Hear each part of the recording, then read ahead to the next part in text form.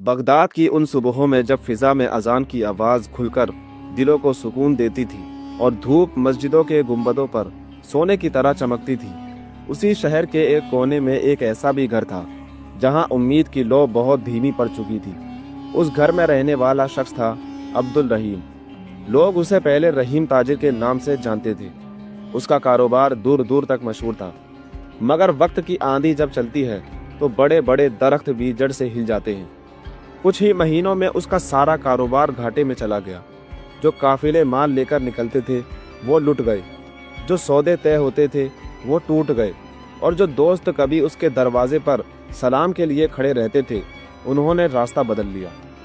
अब हालत ये थी कि घर में 3 दिन से चूल्हा नहीं जला था। उसकी बीवी आयशा बच्चों को दिलासा देती रहती, मगर उसकी अपनी आंखों में भी चिंता साफ दिखाई देती। रहीम हर नमाज के बाद हाथ उठाकर दुआ करता, मगर उसके लहजे में शिकायत नहीं होती थी। वो सिर्फ इतना कहता, ऐ मेरे रब, तू बेहतर जानता है। अगर ये मेरे लिए इम्तिहान है तो मुझे सब्र दे, और अगर ये सज़ा है तो मुझे माफ़ कर दे। मैं तेरे फैसले पर राज़ी हूँ। एक दिन हालात इतने तंग हो गए कि आयशा ने धीमी आवाज़ में कहा, रहीम, बच्चे भूखे हैं, कुछ तो करो, किसी से उधार मांग लो। रहीम ने उसकी तरफ देखा। उसकी आंखों में वो दर्द भी था और अजीब सी चमक भी। उसने कहा, मैं कोशिश करूंगा, मगर मैं अपने रब पर भरोसा रखता हूँ। जिसने अब तक संभाला है वही आगे भी संभालेगा। उस दिन वो काम की तलाश में शहर से बाहर निकल गया। चलते चलते वो एक सुनसान रास्ते पर पहुंचा जहां एक पुराना कुआं था। पास ही एक खजूर का पेड़ खड़ा था जिसकी छांव में अक्सर मुसाफिर आराम करते थे। रहीम ने सोचा, थोड़ी देर बैठकर दुआ कर लें। उसने वजू किया, 2 रकात नफिल पढ़ी और सजदे में गिर पड़ा। उसकी आंखों से आंसू बहते रहे। या अल्लाह, मैं टूटना नहीं चाहता। मेरे बच्चों का तेरे सिवा कोई सहारा नहीं। उसी वक्त दूर से घोड़े की हिनहिनाहट सुनाई दी। उसने सिर उठाया तो देखा एक खूबसूरत घोड़ा कुएं के पास खड़ा है, मगर उसके साथ कोई सवार नहीं। घोड़े की जीन पर एक भारी थैला लटका रहता।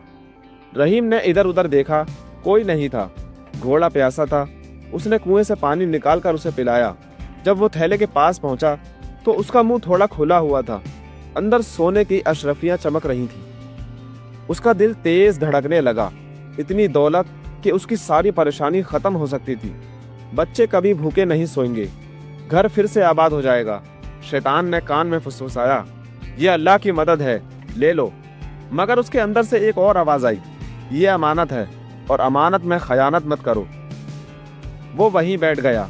उसने खुद से कहा, अगर ये मेरा होता तो मुझे ढूंढना नहीं पड़ता। जो अल्लाह देगा हलाल देगा। उसने फैसला किया कि वो इंतज़ार करेगा। रात होने लगी। भूख पेट में मरोड़ रही थी, मगर उसके चेहरे पर सुकून था। कुछ देर बाद मशालों की रोशनी दिखी। कुछ सिपाही दौड़ते हुए आए। उनके साथ एक रौबदार शख्स था। उसने घोड़े को पहचान लिया। वो बगदाद का वजीर था जो पड़ोसी मुल्क से खलीफा से मिलने आया था।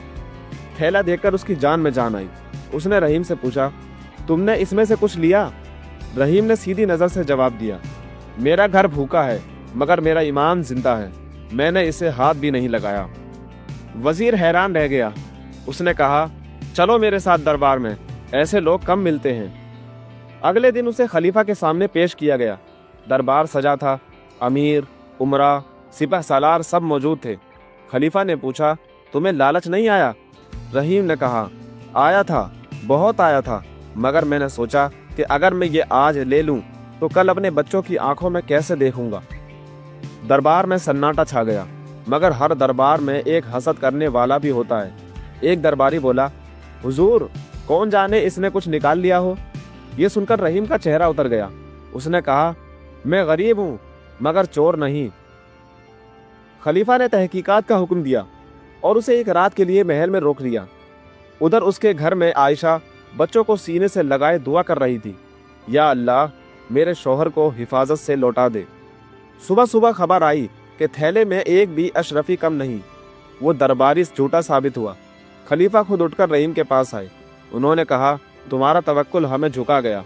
तुमने दिखा दिया कि असली दौलत दिल में होती है। उन्होंने उसे इनाम देना चाहा, मगर रहीम ने कहा, अगर देना ही है तो मुझे कुछ काम दे दीजिए ताकि मैं मेहनत से कमाऊं।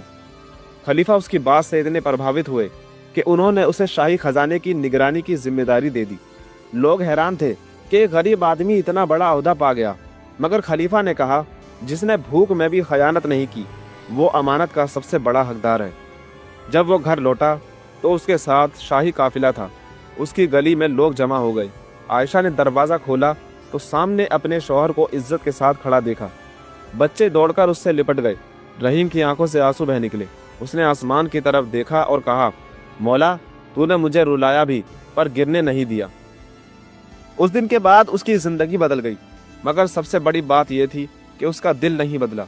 वो पहले की तरह सादा रहा, नमाज का पाबंद रहा और हर मुश्किल में कहता, तवक्कुल का मतलब हाथ पर हाथ रखकर बैठना नहीं, बल्कि कोशिश के बाद अल्लाह पर भरोसा करना है। सालों बाद जब लोग उससे पूछते कि उस दिन तुमने वो थैला क्यों नहीं लिया, तो वो मुस्कुरा कर कहता, क्योंकि मुझे यकीन था कि जो मेरे नसीब में है वो मुझे ढूंढता हुआ आएगा, और जो नहीं है उसे पकड़ कर भी रखूं तो वो मेरा नहीं होगा। उसकी कहानी बगदाद में मिसाल बन गई। लोग अपने बच्चों को बताते कि देखो तवक्कुल कैसा होता है। वो आदमी जिसने भूख में भी अपने रब को नहीं छोड़ा, अल्लाह ने उसे ऐसा मुकाम दिया कि बड़े बड़े अमीर भी उसकी इज्जत करते थे। और सच यही है कि जब इंसान हर दरवाज़ा बंद देखकर भी ऊपर वाले दरवाजे पर दस्तक देना नहीं छोड़ता, तो फिर ज़मीन के दरवाजे खुद ब खुद खुल जाते हैं।